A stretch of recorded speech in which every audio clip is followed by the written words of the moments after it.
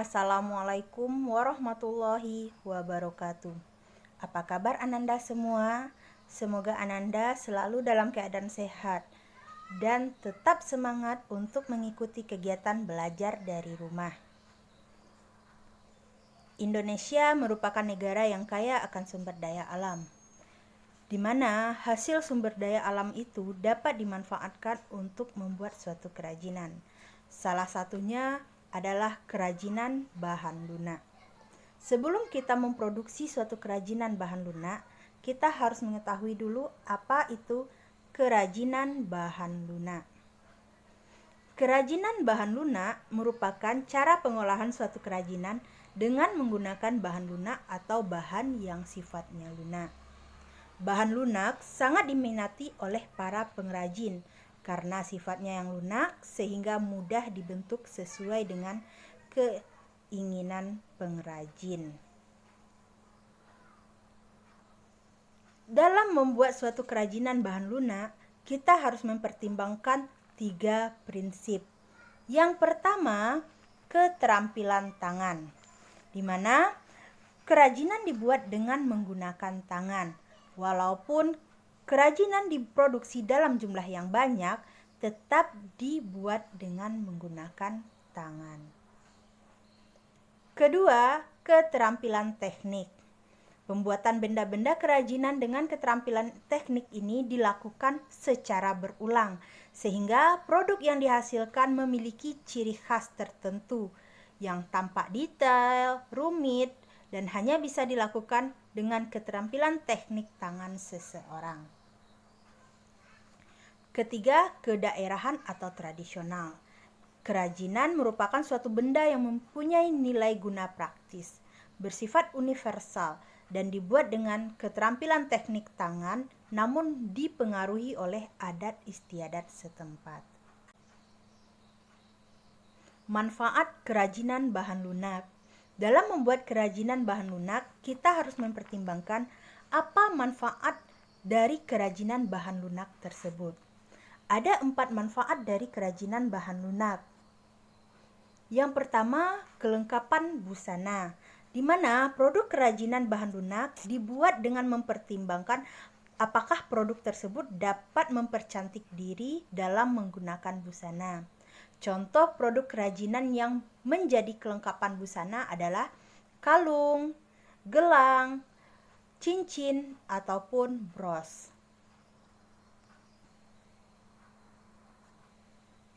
Kedua, kelengkapan suatu benda. Kerajinan bahan lunak dapat difungsikan untuk melengkapi suatu benda.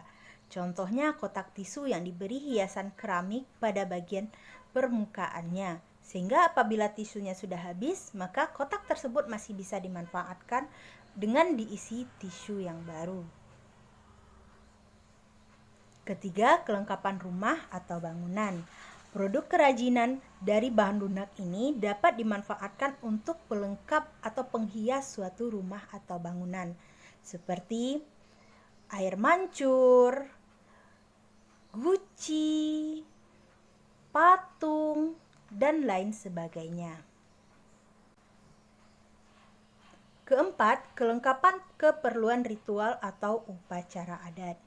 Beragam ritual atau upacara adat Nusantara yang diselenggarakan, tentunya bervariasi pula kerajinan bahan lunak yang dimanfaatkan sebagai pelengkap upacara. Contohnya lilin yang banyak digunakan untuk berbagai acara ritual dan pesta adat.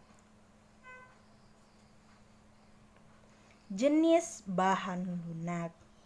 Jenis bahan lunak dapat dibedakan menjadi 2. Yang pertama adalah bahan lunak alami. Contohnya, yang pertama tanah liat. Tanah liat ini dapat kita ambil langsung dari alam.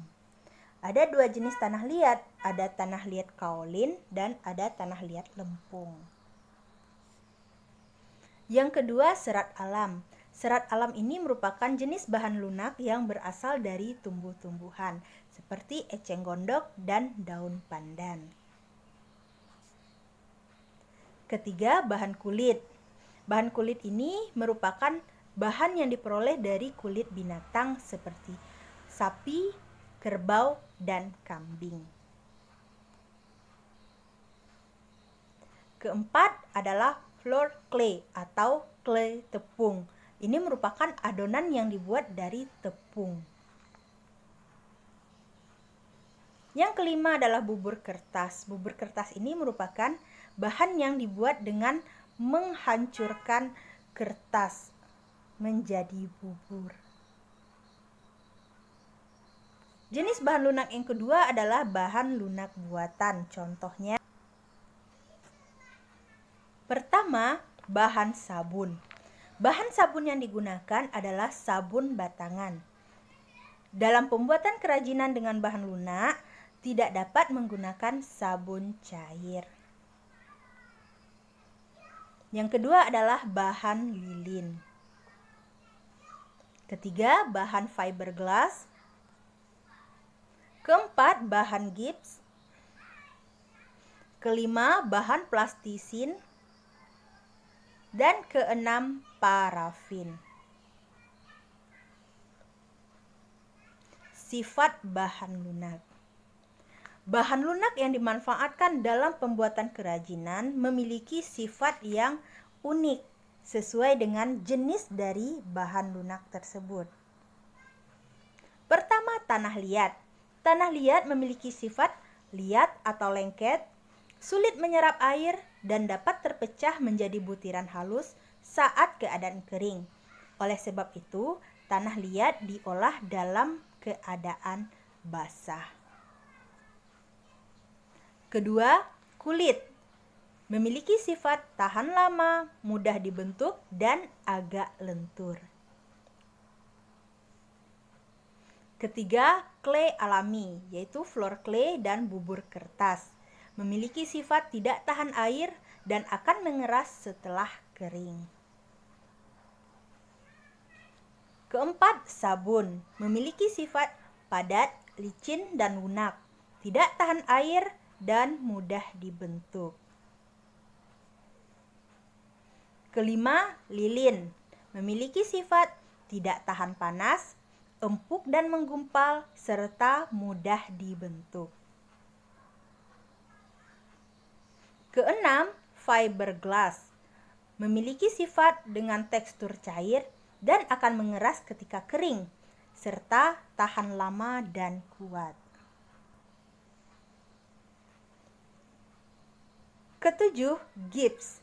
Gips tidak larut dalam air dalam kurun waktu yang lama jika sudah menjadi padat. Dan dalam proses pengerasannya akan terasa panas. 8. Plastisin. Plastisin memiliki sifat dengan tekstur padat lunak, mengandung minyak, tidak dapat mengeras. Terakhir adalah parafin dengan sifat berbentuk lempengan atau butiran, tidak berwarna, tidak beracun, serta menyerupai air pada saat kering. Karakteristik bahan lunak. Karakteristik bahan lunak yang akan kita bahas ini merupakan karakteristik dari bahan lunak jenis tanah liat. Ada 4 karakteristik dari tanah liat. Yang pertama adalah karakteristik jenis kaolin, di mana jenis kaolin ini merupakan tanah liat murni dengan karakteristik berwarna putih hingga putih kusam, berbutir kasar, tidak plastis, daya lebur tinggi dan daya susut kecil, tahan api, suhu matang antara 1300 derajat Celcius hingga 1400 derajat Celcius. Kedua, jenis tanah tahan api dengan karakteristik dapat menahan api atau memiliki sifat refraktori. Ketiga, jenis tanah merah dengan karakteristik berwarna kemerah-merahan. Terakhir adalah jenis tanah liat atau lempung dengan karakteristik berbutir halus, berwarna krem atau abu-abu, memiliki suhu matang antara 900 derajat Celcius sampai 1400 derajat Celcius, sulit menyerap air, serta cenderung lengket saat basah dan terpecah halus saat kering. Teknik pengolahan bahan lunak. Dalam pengolahan bahan lunak, teknik yang digunakan tergantung pada jenis bahan yang digunakan. Berbeda bahan, berbeda juga teknik pengolahannya. Teknik yang pertama adalah teknik mengukir. Teknik mengukir adalah kegiatan menggores, memahat, atau menorah pola pada permukaan benda yang diukir. Ada beberapa jenis ukiran, antara lain ukiran tembus atau kerawang, ukiran rendah, ukiran tinggi atau timbul, dan ukiran utuh. Teknik mengukir pada bahan lunak dapat diaplikasikan pada bahan sabun. Nah, ini adalah gambar dari mengukir pada bahan sabun. Kedua, teknik menganyam. Teknik menganyam adalah kegiatan mengatur bilah atau lembaran-lembaran secara tindih-menindih dan silang-menyilang. Bahan baku yang biasa digunakan untuk membuat kerajinan dengan teknik menganyam antara lain rotan, bambu, daun pandan, daun lontar, janur, dan eceng gondok. Gambar ini menunjukkan contoh teknik menganyam dengan bahan bambu. Yang ketiga adalah teknik menenun. Teknik menenun adalah proses pembuatan barang-barang tenun atau kain dari persilangan dua set benang dengan cara memasukkan benang pakan secara melintang pada benang lungsin atau benang lusi. Teknik menenun ini biasanya dilakukan untuk membuat kain seperti kain songket pandai sike dan kain songket silungkang yang terkenal di Sumatera Barat. Nah, gambar ini menunjukkan cara menenun suatu kain. Keempat, teknik membordir dan menyulam. Teknik membordir dan menyulam adalah proses pembuatan hiasan tertentu pada sebuah kain dengan menggunakan jarum jahit dan benang. Teknik membordir identik dengan menggunakan mesin bordir, sedangkan teknik menyulam identik dengan menggunakan tangan. Nah, kedua gambar ini merupakan teknik membordir dan teknik menyulam. Kelima adalah teknik membentuk. Ada beberapa jenis teknik membentuk. Yang pertama adalah teknik cetak. Ada dua jenis teknik mencetak. Yang pertama, teknik ecire perdu atau sekali cetak. Teknik sekali cetak ini adalah teknik cetak yang menghasilkan sekali cetakan dan tidak dapat diperbanyak. Teknik ini dikenal juga dengan cetakan lilin. Pada teknik ini, cetakan hanya dapat digunakan satu kali dan tidak dapat digunakan kembali untuk membuat produk kerajinan selanjutnya. Teknik cetak kedua adalah teknik bivalve atau cetak berulang. Teknik cetak berulang ialah teknik mencetak yang dapat memproduksi karya dengan jumlah yang banyak dengan bentuk dan ukuran yang sama. Cara ini digunakan pada pabrik-pabrik keramik dengan produksi massal seperti alat-alat rumah tangga, piring, cangkir, mangkuk, gelas, dan lain sebagainya. Teknik membentuk yang kedua adalah teknik coil atau lilit pilin. Cara pembentukan dengan tangan langsung seperti coil, lempengan, atau pijat jari merupakan teknik pembentukan tanah liat yang bebas untuk membuat suatu bentuk yang diinginkan. Bentuk yang dihasilkan dari teknik coil ini tidak selalu simetris. Ini adalah salah satu contoh teknik coil. Teknik membentuk yang ketiga adalah teknik putar atau throwing. Teknik pembuatan dengan alat putar dapat menghasilkan banyak bentuk yang simetris seperti bulat atau silinder yang bervariasi. Untuk membuat kerajinan dengan teknik putar ini dapat menggunakan alat bantu berupa alat putar tangan atau hand wheel dan alat putar kaki atau kick wheel. Gambar ini menunjukkan salah satu teknik putar yang menggunakan alat bantu berupa alat putar kaki. Keenam, teknik lempeng. Teknik lempeng atau slubbing merupakan teknik yang digunakan untuk membuat benda gerabah berbentuk kubistis atau kubus dengan permukaan rata. Teknik ini diawali dengan pembuatan lempeng tanah liat menggunakan kayu penggilas. Setelah menjadi lempengan, kemudian dipotong dengan pisau atau kawat sesuai dengan ukuran yang diinginkan. Nah, gambar ini menunjukkan salah satu cara pembuatan kerajinan bahan lunak dengan teknik lempeng. Dimulai dengan membuat lempengan, kemudian lempengan tersebut dihubungkan satu sama lain dan diberi hiasan agar terlihat indah. Ketujuh, teknik pijat. Teknik pijat atau pitching merupakan teknik pembuatan gerabah atau keramik dengan cara memijat tanah liat secara langsung menggunakan tangan. Tujuan dari penggunaan teknik ini adalah agar tanah liat lebih padat dan tidak mudah mengelupas sehingga hasilnya tahan lama. Nah, gambar ini menunjukkan proses pembuatan bahan kerajinan bahan lunak dengan teknik pijat. 8. Teknik pilin.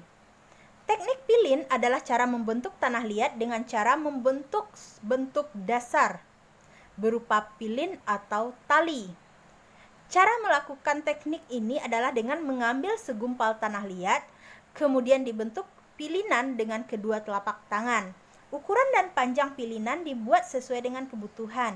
Apakah kita mau buat ukuran panjang atau ukurannya pendek. Kemudian pilinan tanah liat tersebut disusun menjadi bentuk yang diinginkan. Nah, ini adalah contoh pembuatan kerajinan bahan lunak dengan teknik pilin.